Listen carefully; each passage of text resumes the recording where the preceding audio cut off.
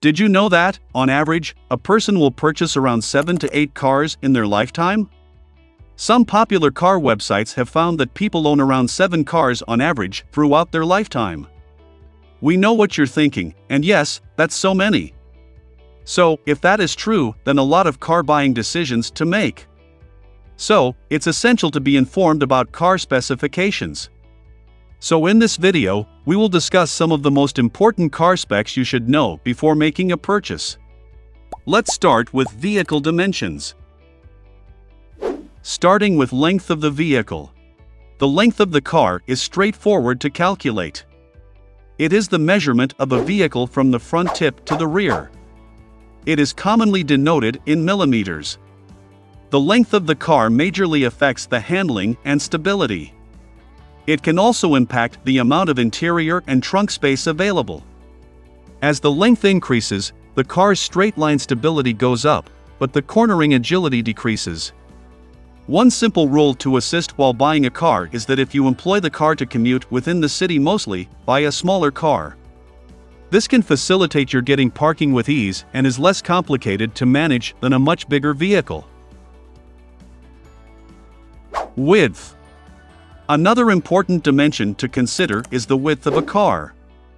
The width of a car is comparable to the length, but calculates how wide the vehicle is, excluding the mirrors. The car side mirrors are folded or omitted when this measurement is taken. The width of a car can affect the car's stability on the road and can also impact the amount of space available in the cabin. More width does translate to more cabin room and more comfortable seating, especially for the rear passengers. Height. The car's height is measured from its lowest point, where the tires touch the road, to the tallest point on its roof. SUVs are generally higher vehicles compared to sedans or hatchbacks. Also, higher cars typically have better headroom for occupants. Leaving aside the headroom, the car's height directly affects the car's handling. A taller car will have a higher center of gravity, lesser downforce, and will experience more body roll. Due to this, a taller car will feel very unsettled when pushed through corners. This is why all sports cars have low-slung body constructions, making them agile through turns. A taller car may have more ground clearance, making it better suited for off-road driving or uneven roads. Wheelbase. The wheelbase is defined as the distance between the centers of the car's front wheel and rear wheel. Usually, a longer wheelbase means a longer vehicle cabin, which means more interior room for passengers and cargo. A longer wheelbase generally provides more stability as it increases the distance between the front and rear axles. This reduces the amount of weight that the front wheels must bear and helps to prevent the car from tipping over in sharp turns. Longer wheelbases also tend to provide a smoother ride, as the distance between the axles allows for more suspension travel, and reduces the amount of road vibrations that are transmitted to the cabin. Turning radius. Turning radius is defined as the smallest diameter semicircle that is required to be made by the car to make a complete U-turn. It is measured from the center of the front wheel to the outermost point of the car, such as the outside edge of the rear wheel. The physical dimensions of a car, such as its length, width, and wheelbase, play a significant role in determining the turning radius. Cars with shorter lengths and narrower widths typically have smaller turning radii, while cars with longer lengths and wider widths typically have larger turning radii. The turning radius is an important factor in determining a car's maneuverability and is particularly important for city driving or tight parking spaces. Cars with a smaller turning radius will always be easier to navigate in tight traffic. On the other hand, cars with a bigger turning radius will feel bulkier in tight traffic as they will require more space to complete any maneuver. Additionally, the tire size and type can also affect the turning radius.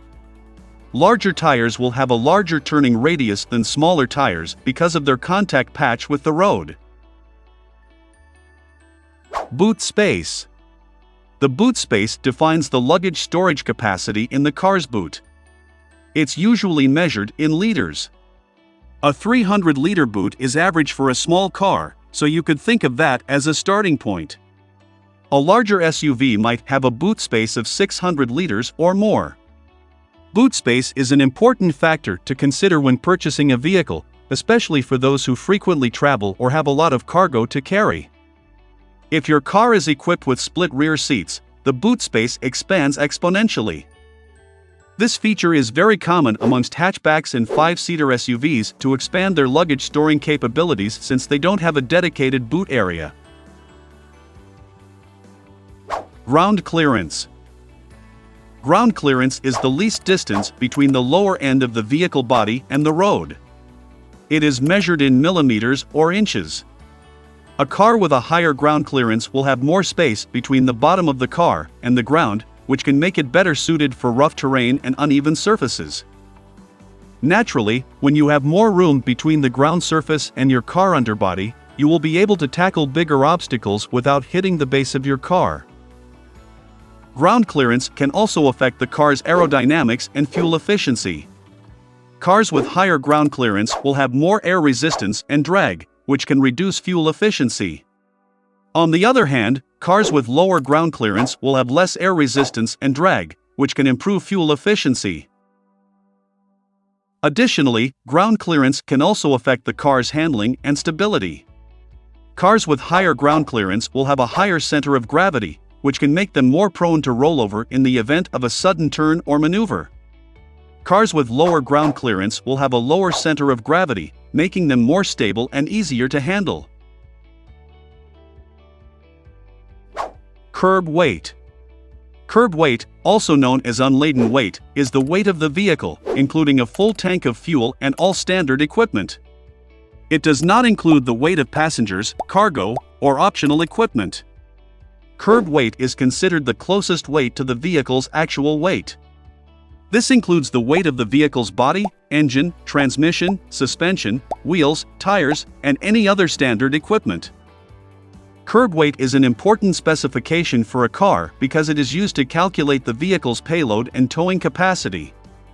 Also, curb weight is a significant factor in fuel economy, along with the car's engine efficiency, wind resistance, and so forth.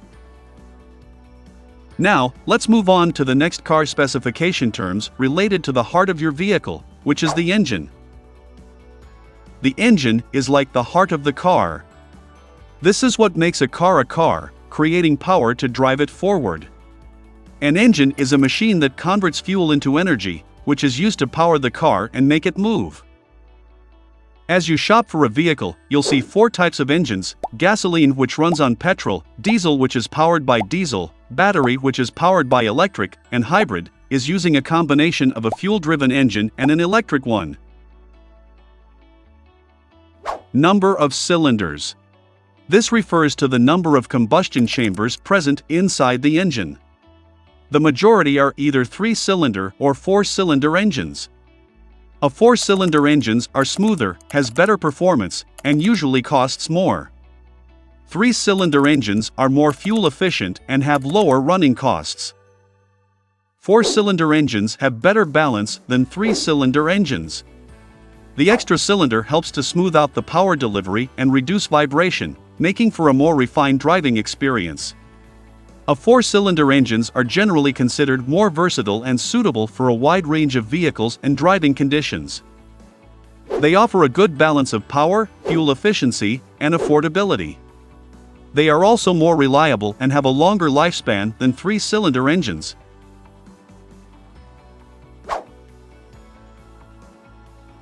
Engine size refers to the total volume of the engine's cylinders.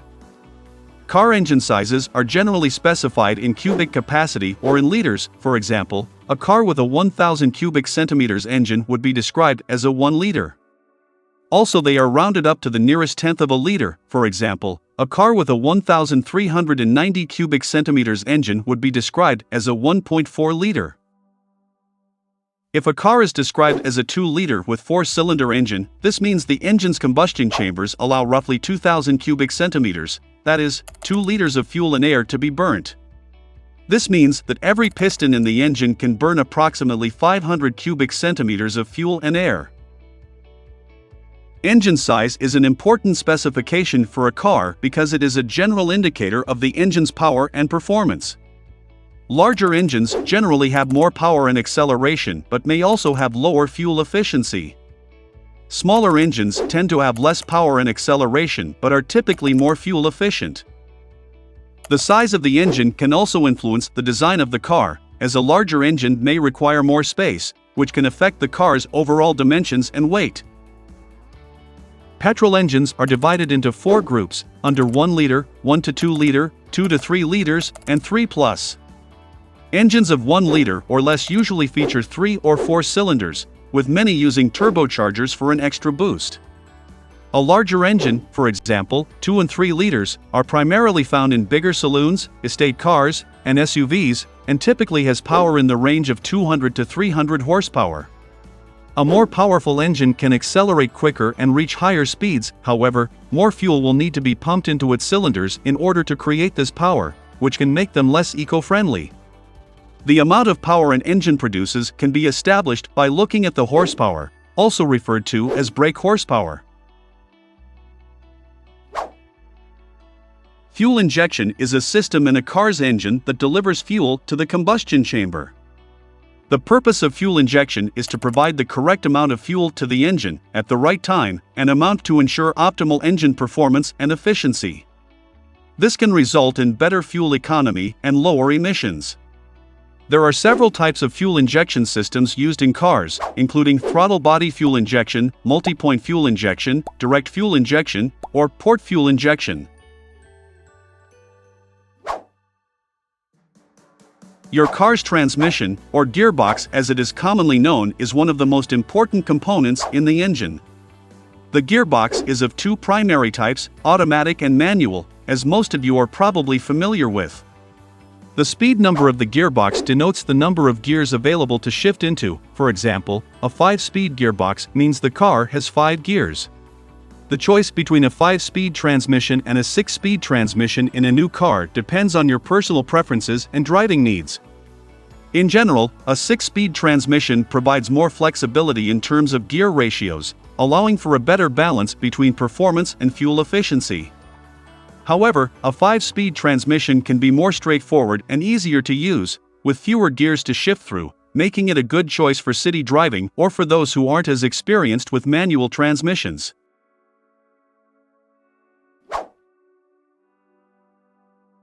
In the context of a car, horsepower refers to the amount of power the engine can produce, which is used to turn the wheels and propel the vehicle forward.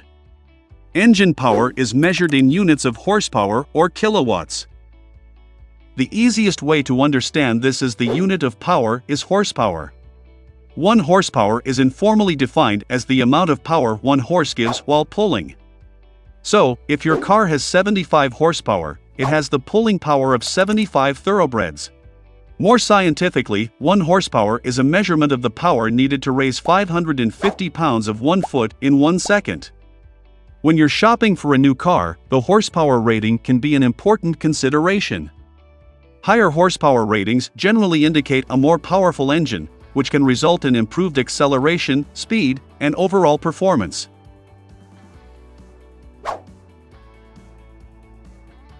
Torque refers to the amount of rotational force produced by the engine. The torque is determined by 2 factors, the amount of force on the crankpin and the distance of that force from the center axis. Torque is measured in Newton meters or pound-foot. Engines in mainstream cars and trucks typically generate 100 to 400 pound-foot of torque. That torque is created by the pistons within an engine as they reciprocate up and down on the engine's crankshaft, causing it to rotate or twist continuously. This torque is then transferred to the vehicle's wheels through the transmission and drivetrain.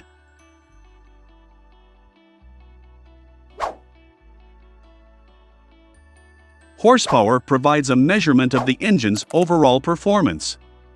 Torque provides a simple measurement of the maximum twisting force that an engine can generate when worked hard. In general, engines with higher torque provide more immediate power and acceleration, which can be useful for towing or hauling heavy loads. Engines with higher horsepower, on the other hand, can provide more top-end speed and overall power over a longer period of time. Horsepower and torque are related in that one affects the other. Horsepower is calculated from torque, engine speed, and time. The formula for horsepower is torque into RPM divided by 5252. In this formula, torque is measured in pound-foot, the engine speed is measured in revolutions per minute, and horsepower is expressed in units of horsepower or kilowatts. The constant 5252 is used to ensure that the units are consistent and that the calculation is accurate. This formula shows that the relationship between horsepower and torque is directly proportional to engine speed. In other words, if you increase the torque and engine speed, the horsepower will increase. On the other hand, if you decrease either the torque or engine speed, the horsepower will decrease.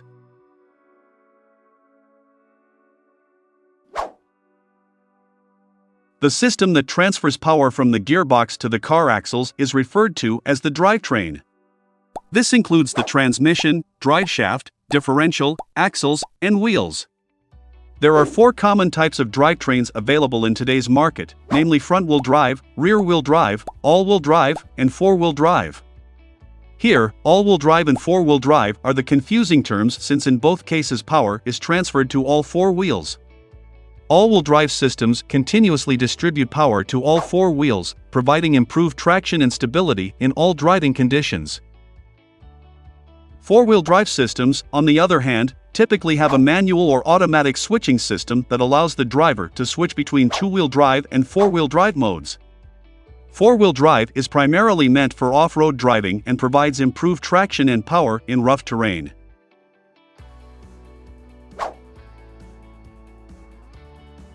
The chassis is the foundation structure of any car that supports it from underneath.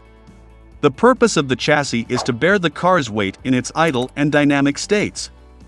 The chassis is designed to transfer, absorb or dampen the different forces generated between the road and the vehicle and ensure contact with the road at all times.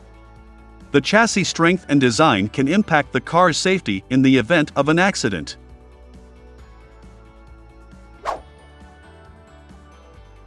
The suspension system in a vehicle is a mechanical system that connects the wheels and tires to the car's body and frame. Its purpose is to absorb shocks and vibrations from the road, providing a smooth and comfortable ride while also improving the handling and stability of the vehicle. The suspension system typically consists of springs, shock absorbers, control arms, anti-roll bars, and ball joints. It works by compressing the springs when the wheels encounter bumps or rough surfaces, which allows the shock absorbers to absorb the energy of the shock and dampen the movement of the suspension. There are different types of suspension systems are available. They are independent suspension, live axle suspension, McPherson strut, double wishbone, multi-link, air suspension, and leaf spring suspension system.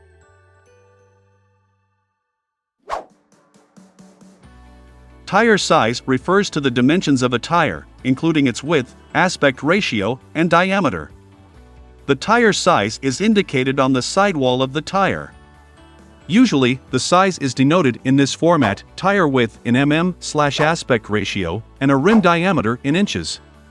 So, if the size says 245/55 or 15, this means the tire has a width of 245 millimeters. The aspect ratio of 55 means that 55% of the width is used up as the sidewall. R15 means the steel or alloy rim has a diameter of 15 inches.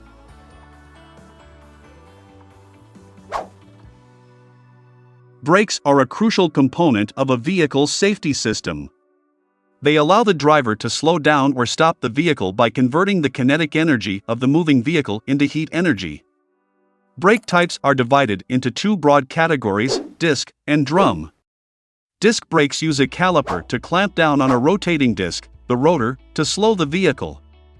Drum brakes use a set of shoes that expand against the inside of a rotating drum to slow the vehicle. Drum brakes are the basic types that are only found on the lower variants of the C segment and below vehicles only. Over the past 8 to 10 years, the more technologically advanced disc brakes have increasingly taken over their primitive counterparts and should replace them altogether soon. The size of the brake is measured through its diameter. The larger the diameter, the more stopping power you have. When purchasing a vehicle, it's important to consider the type and quality of the brakes. Factors to consider include the stopping power, durability, and noise level of the brakes. Additionally, some vehicles may have advanced braking features, such as ABS, EBD, and ESC, which improve braking performance and safety.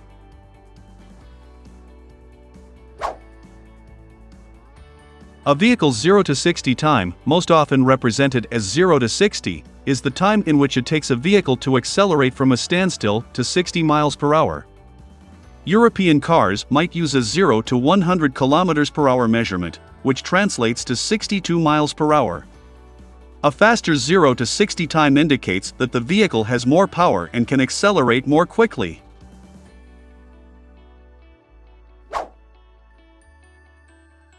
A vehicle's miles per gallon rating measures how many miles it can travel on 1 gallon of fuel.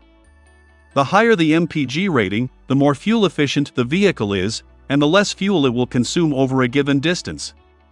This is a popular factor influencing people's decisions to buy cars. If you like this video on car specifications, you might also enjoy my video on advanced driver assistance systems. I covered everything from lane departure warnings to automatic emergency braking and more. Click this video and find out more about these features.